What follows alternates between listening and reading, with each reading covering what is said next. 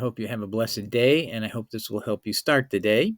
This is a supplement on the dates of birth of Herod the Tetrarch and Paul that is going to go along with the video we did entitled Were Paul's Teachings Based on What Was Herod the Great's False Teaching, which Jesus in Mark 8 warned was the leaven of Herod. So I'm not going to go through all of the details of what I said before. I just want to give you highlights of what that prior episode was about. You and I probably all have passed over this 1,000 times and never even thought about it. Mark 8, verse 15, and he charged them, saying, take heed, beware of the leaven of the Pharisees, and beware of the leaven of Herod. What was that? We just didn't know what it was, so we just kept moving on. And we showed you the word leaven, the way Jesus uses it. He's explained in another context when he was talking about just the Pharisees here and their leaven, and he calls it the doctrine of the Pharisees. And that's in Matthew 16, verse 11 through 12. And then we showed you that the message of Herod, the Great, the king, and he was an appointee of the Romans, and he was somebody who was, they thought, potentially, acceptable to the Jewish people from Edom. And but no, the people didn't really like him, and they wanted the heir of the tribe of Judah, which in this era was Jesus. And then after he was executed, it would have been James, the brother of Jesus.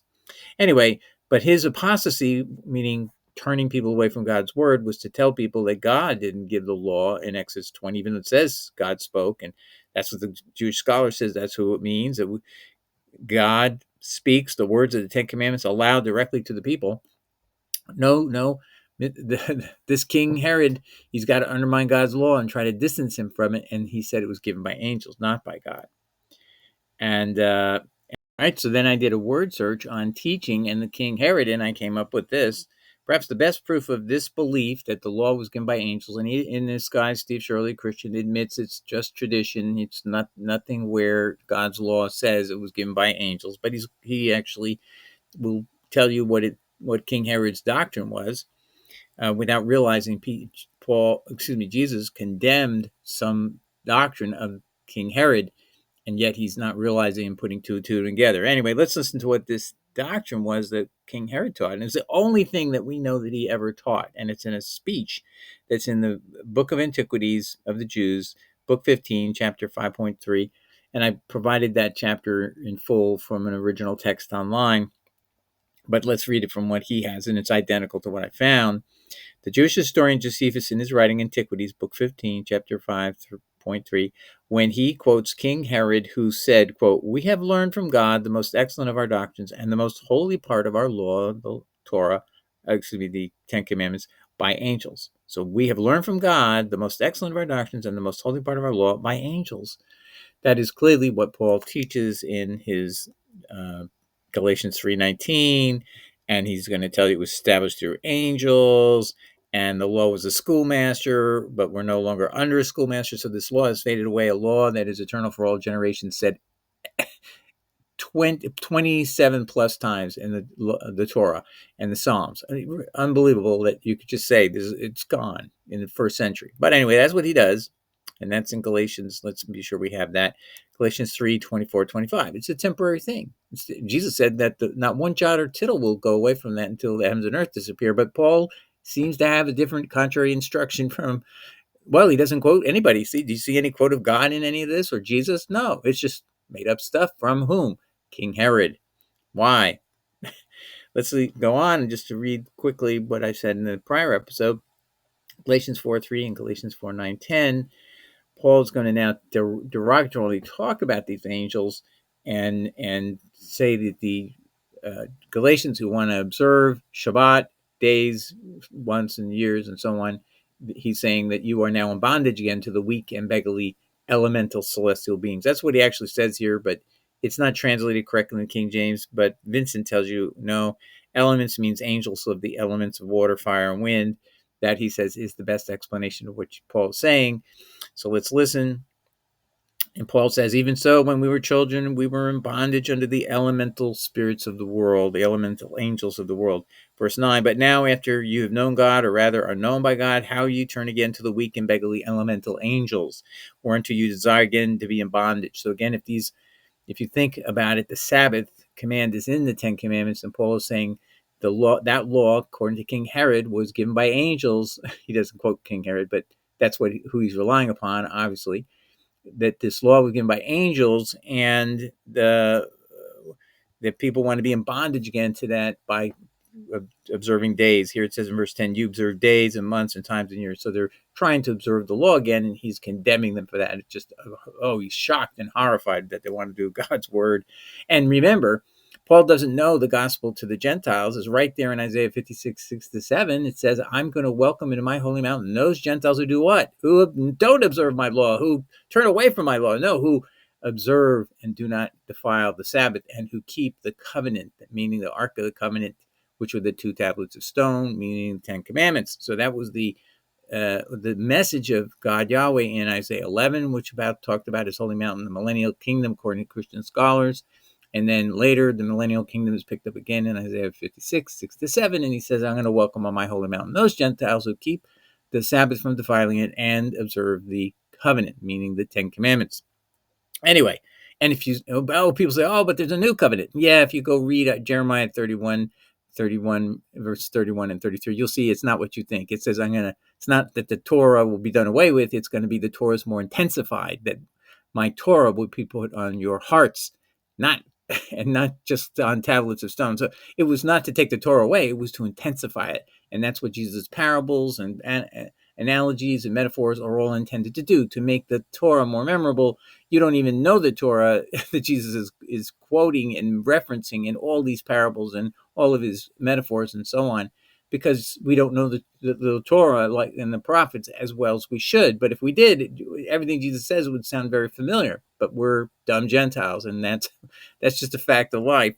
But anyway, what Paul says is, don't even follow any of that stuff. Just realize that the law was given by angels who are weak and beggarly elemental angels. And so we covered that last time. Here's the text where Vincent explains this in great detail. Vincent was a turn-of-the-century top scholar, top Bible commentator, and on Galatians 4, verse 3, he explains the elemental elements of the world of the personal elemental spirits. This seems to be the preferable explanation both here and in Colossians 2, verse 8. Paul does the same thing. It tells you who the angels are. According to the Jewish ideas, all things had their special angels.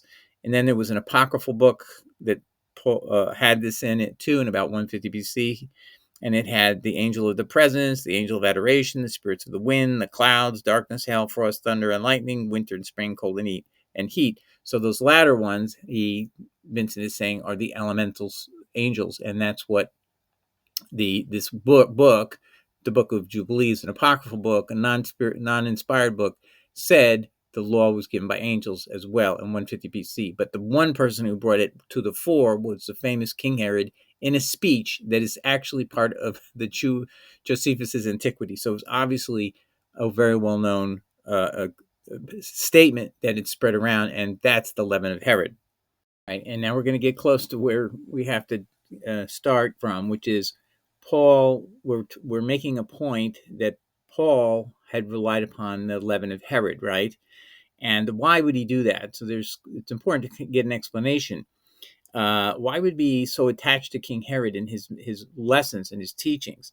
Well, Paul admits when he is writing to the people of Rome, he says, "Greet Herodion, my kinsman." Now, only the family of Herod can use that last name, and like Herod the Tetrarch can use the name Herod. Herod the Great can use the name Herod, and there are other Herods.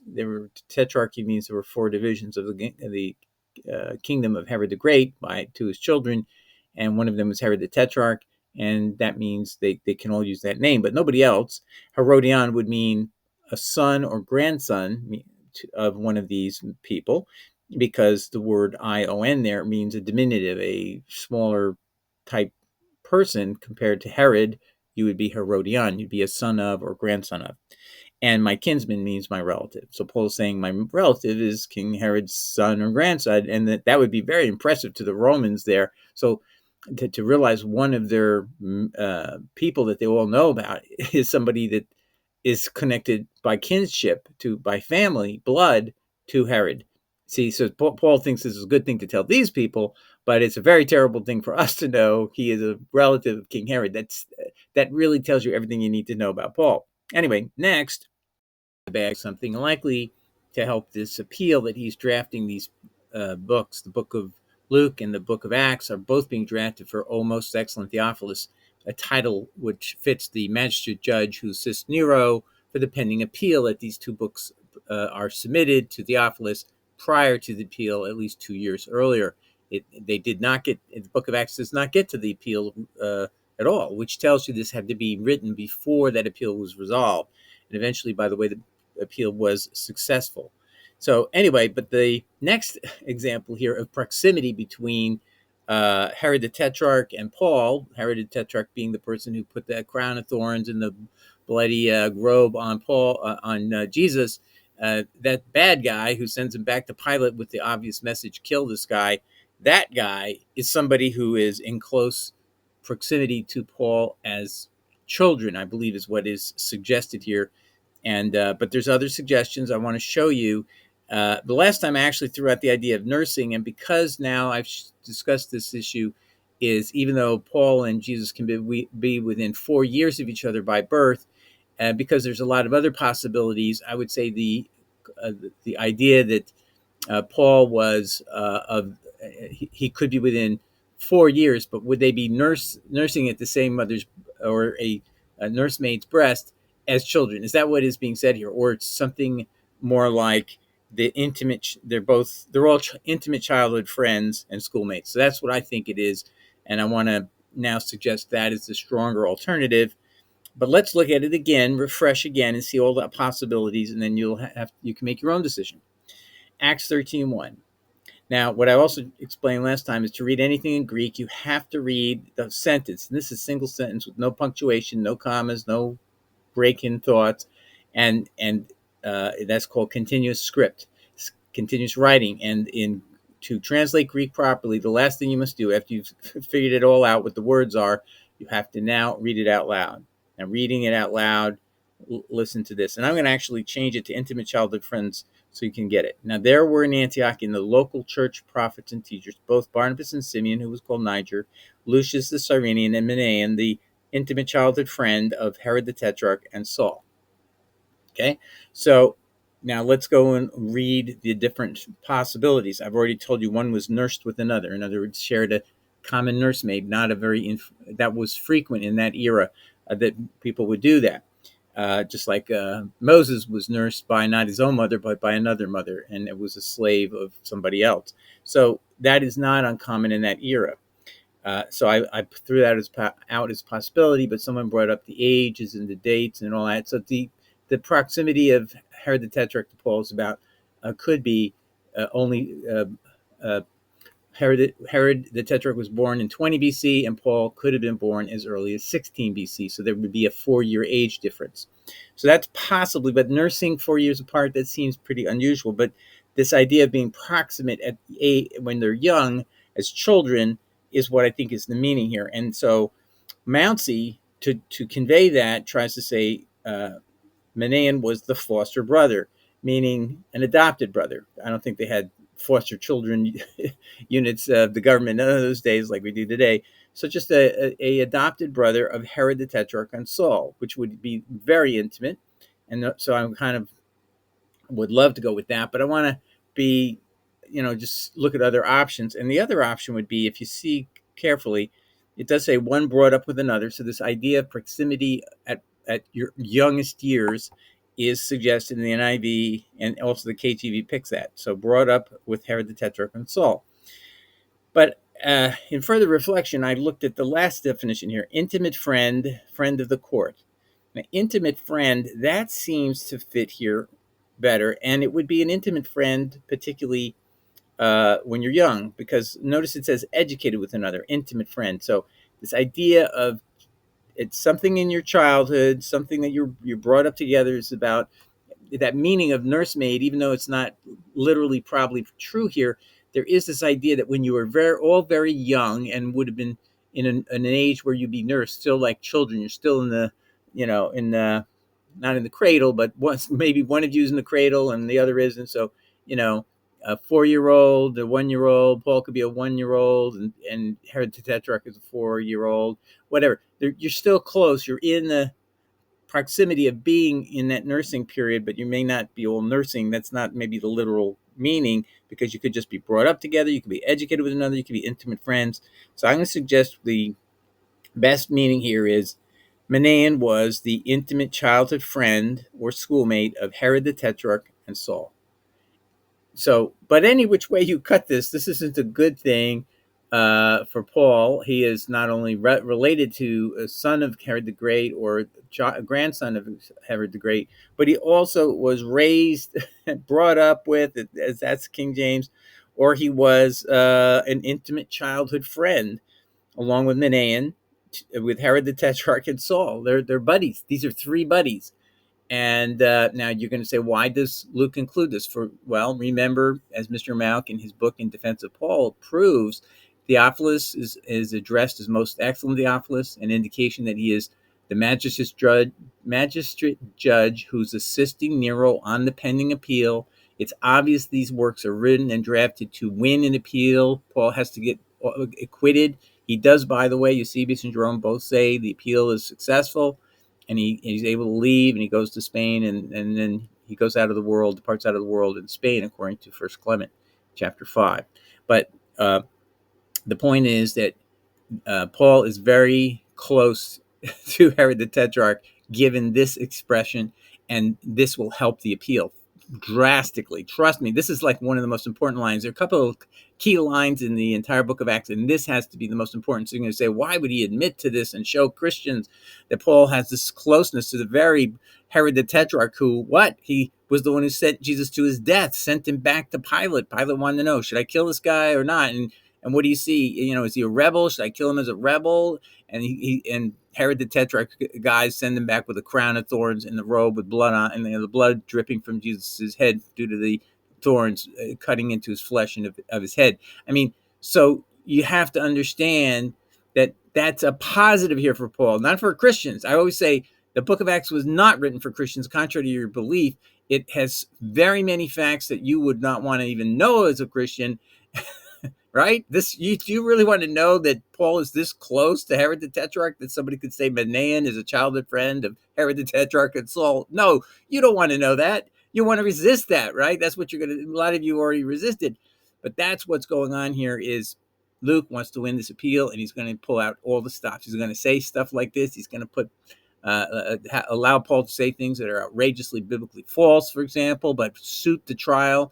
He has Paul in Luke 17 saying, God does not live in temples made of human hands. That's true in pagan world. The gods live on Mount Olympus, and they live walking the Elysian fields, but they are never in a temple. They'll visit, they'll enjoy the dinner, the food you're offering them, in spirit land, and then they leave the temple. They're never sitting there when the temple is unoccupied and unused. That's the way it operates in pagan land. But Luke is saying, Paul's using the saying that they use, which is God does not live in temples made of human hands. But Jesus says God, Yahweh, lives in the temple made of human hands, when he says don't take an oath by the what's in the altar, because that altar is the temple of God, where he dwells in a temple made of human hands. It's actually the words he used. And so we got a very important key assistance here to know that when we're trying to figure out what was the leaven of Herod, we have a Herodian, Paul. He's a son or he's related to a son or grandson of Herod. He's also, Luke is pulling out the stops here to win the appeal. He is a intimate childhood friend or schoolmate of Herod the Tetrarch, Manaen, and himself. Okay? And so I hope that helps us get a better fix on who Paul is, why, and also the side benefit is you can now see for yourself that the Luke is pulling the stops out to win this appeal. And I should have mentioned that this whole appeal is because Paul's friend Trophimus violated the inner sanctum of the church, of the temple itself, and that as a result of that, he was in an uncircumcised state. The temple was defiled, And then Paul was accused of having brought him there in the first place. And that was true. He did, but he didn't bring him into the middle wall, past the middle wall separation. Paul says, no, I was in the ceremonial bath when Trophimus did that. Luke was very clear to make that clear. That's why he's going to be innocent. But the belief system of the pagans is also going to work here. Is if God does not live in temples made of human hands, so what's the big deal that a guy walks into the temple uncircumcised? That we do it every day. Why do these Jews think that's a real offensive thing?